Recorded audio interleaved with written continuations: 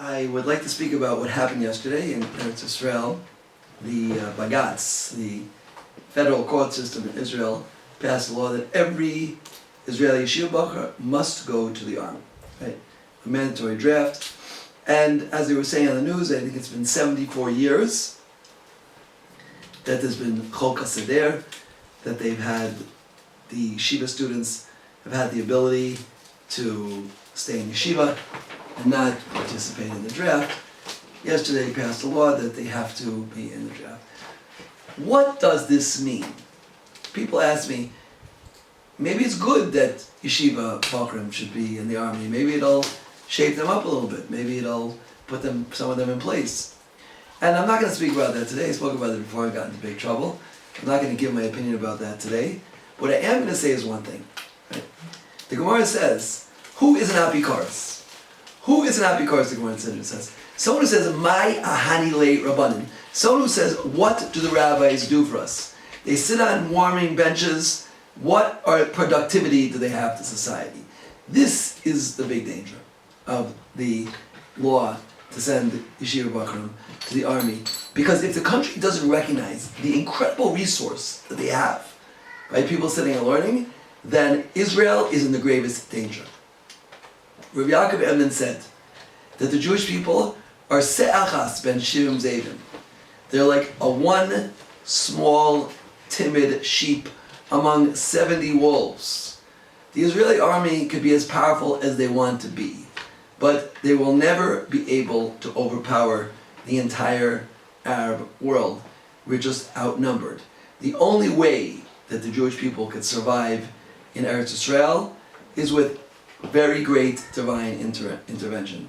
And very great is an understatement, complete divine intervention. Rav Yaakov said, this is the greatest miracle that exists on planet Earth. It's greater than all the miracles of Mitzrayim put together, and every single miracle that's ever happened is dwarfed by this miracle. Right? Therefore, if the Jewish people and the people living in Eretz Israel think that the people, that the boys and men learning in yeshiva are not protecting Eretz Israel, then we are in the gravest danger. The Medrash says, being of Eicha, that Rebbe was going around and trying to figure out, Ma of the Aretz, why is the land of Israel destroyed? And he went to a certain city and said, bring me the Naturi Karta. Naturi Karta, which means in Aramaic, the guardians of the city. Yeah. So they brought out the army. He said, these people are not the Naturi Karta. These are the Charuvi Karta. These are the destroyers of the city. Now, Rebbe was not saying we shouldn't have an army, and Rebbe was not saying people shouldn't go to the army. What Rebbe was saying, Rebbe, the author of the Mishnayos, Rabbi Yehuda Nasi, what he was saying is that if you believe that these are the people who are protecting Israel, you are in grave danger. You're in grave danger because Torah protects Eretz Israel. Someone once came to my Rebbe, Rav Moshe Sternbach. Can I have his picture for a second? Of the Rebbe, Rav Moshe Sternbach. Right. This is Rav Moshe Sternbach. He's pulling on 100. I think he's either 98 or 99 now. Right. He's the posting door. Rav Moshe Sternbach. Right. So someone once came to the Rebbe and asked him, Rabbi, why don't you send your boys to the army? He was a general in the Israeli army. Rosh Sternbach said back to him, if it wasn't for our boys, you would have no army. The guy said, okay, I hear that. Yeah. Said Moshe Sternbach, the reason that they're having success in making a law and making a draft and getting people in the army is because we don't believe it. If the Jewish people believed that Torah is holding up the country, Torah is protecting us, it's like 5,000 iron domes. Yeah?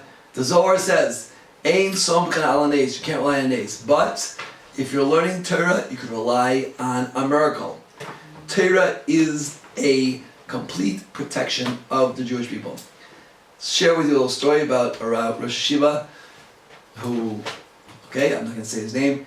He lives here in Eretz Israel. He has a yeshiva here.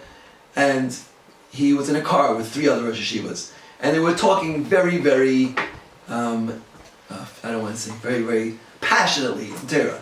Could be that's a problem, because I'll say, Al Tigruzu B'derech.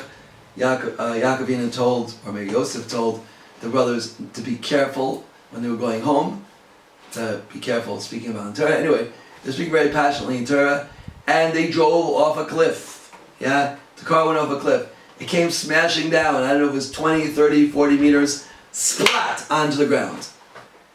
They all opened the car, got out, and they're fine. The car was totaled, but they're all fine. N-E, that's the initials of this Rosh Yeshiva, if you want to figure out who it is. In any event, Torah protects. I can tell you myself, I was thinking and learning 32 years ago and 2 days, on the 18th of Sivan. I was thinking and learning. I was on the way to Kiddush to buy food.